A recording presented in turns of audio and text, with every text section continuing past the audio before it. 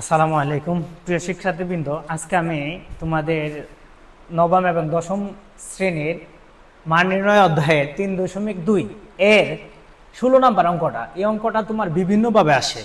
আমরা তোমাদেরকে অত্যন্ত সহজ নিয়মে করাই দেওয়ার চেষ্টা করব। আশা করি তোমাদের পরীক্ষায় যেভাবে আসে তোমরা পারবা। দেখো প্রিয় শিক্ষার্থী, এখানে √7 দেওয়া আছে, s সমান √7 প্লাস √6 হলে a⁶ -1 a³ এর মান কত? প্রিয় শিক্ষার্থী একটু খেয়াল করো, আমরা প্রথমে আগে লিখছি দেওয়া আছে এখানে √7 থাকতে পারে, √3 থাকতে পারে, √2 থাকতে পারে, √5 থাকতে পারে, √4 থাকতে পারে, অথবা √6 থাকতে পারে, এখানে √5 থাকতে পারে। যে কোনো ভাবে এক ডিফারেন্স দেয়, অনেক সময় আবার অনেক সময় দুই ডিফারেন্স দেয়। তোমরা আগে একটু খেয়াল করো, আমি আগে এটা শিখাই তারপর অন্য অঙ্কগুলো এটা বুঝাবো। এ সমান কি দেওয়া আছে? কোশ্চেন √7 মধ্যে প্লাস √6। আমাদের এই অঙ্কটা করতে গেলে 1/a এর মান লাগবে। আসো আমরা 1/a এর মান বাই করি। কিভাবে বুঝলাম 1/a এর মান লাগবে? আমরা কতক্ষণ পরে বুঝাইতেছি। 1 নিজের থেকে আমরা উপরে কি দিছি, এটার উপরে আমরা কি দিছি বলো তো? 1। এই সংখ্যাটার উপরে আমরা 1 দেব। √7 প্লাস √6। শিক্ষার্থী দেখো তো এই জায়গাটা খেয়াল করছো কিনা? এখানে 1 দেওয়ার কারণে এটার উপর আমরা নিজের থেকে 1 দিছি। কেন? এখানে আমাদের মান লাগবে, আমরা পরে বুঝাবো। এই যে দেখো 1 এর জায়গায় 1 আমরা দিলাম। এখানে দেখো √7 প্লাস √6, আমরা নিজের থেকে আরেকটা দিতেছি √7 মাইনাস √6। এখানেও দিবা √7 মাইনাস √6। প্রিয় শিক্ষার্থী তোমরা বলতে পারো স্যার এটা কিভাবে আমরা বুঝবো? দেখো আমরা একটা সূত্র জানি, a² মাইনাস b² এর সূত্র, একবার প্লাসের একবার মাইনাসের, a plus b into a minus b। প্রিয় শিক্ষার্থী আমরা যদি এখানে ওই সূত্রটা ফালাই, তার জন্য একবার প্লাসের একবার মাইনাসের। যদি আমাদের এখানে প্লাসের মান দেওয়া থাকে আমরা উভয় পক্ষকে মাইনাস দ্বারা গুণ করব, আর যদি মাইনাসের মান দেওয়া থাকে আমরা উভয় পক্ষকে প্লাস দ্বারা গুণ করব। প্রিয় শিক্ষার্থী এখানে আমরা যেহেতু প্লাসের আছে উভয় পক্ষকে মাইনাস দ্বারা গুণ করছি। 1 দ্বারা গুণ করলে এই √7 মাইনাস √6। প্রিয় শিক্ষার্থী আমরা জানি একবার প্লাসের একবার মাইনাসে থাকলে সূত্র হচ্ছে a² মাইনাস b² কে বলো তো √6 উপরে স্কয়ার। প্রিয় শিক্ষার্থী এই জায়গাটা দেখো উপরে যেমন আছে √7 মাইনাস √6, স্কয়ার রুটে কাটা তাকে কত বলো তো? 7। স্কয়ার রুটে কাটা তাকে কত বলো তো? 6।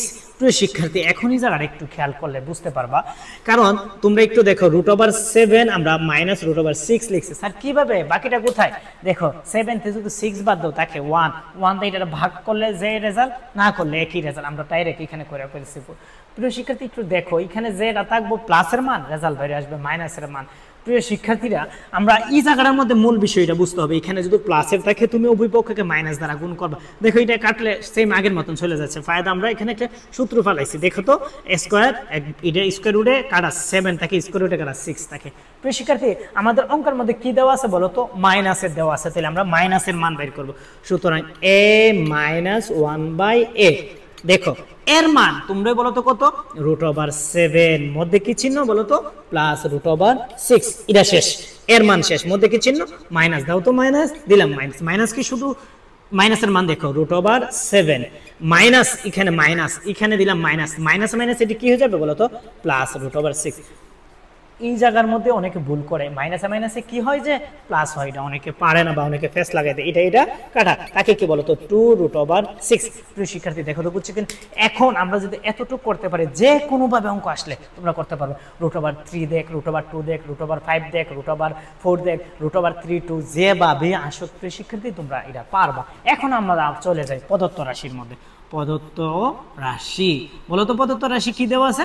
প্রদত্ত রাশি আছে a⁶ মাইনাস 1 নেসাত কি বলতো? a³ আমরা প্রায় সময় বোঝানো যায় বললে এটা আলাদা করবার, পৃথক করে দেখো তো কিভাবে।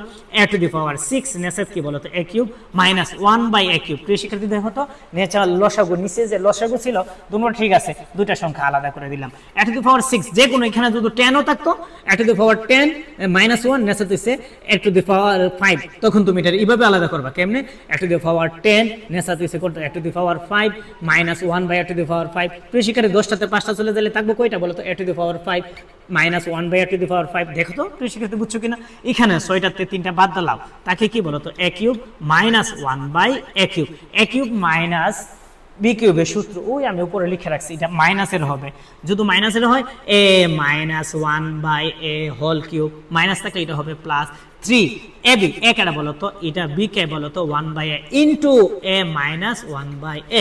প্রিয় শিক্ষার্থী দেখো তো আমরা এটার ধরছি a, এটার ধরছি b, a cube minus b cube সূত্র কি, a এটা হচ্ছে প্লাস থাকলে এখানে হয় মাইনাস, আর আমাদের এখানে মাইনাস থাকার কারণে এটা কি হয়েছে বলো তো প্লাস, আমরা সূত্র বসাইছি।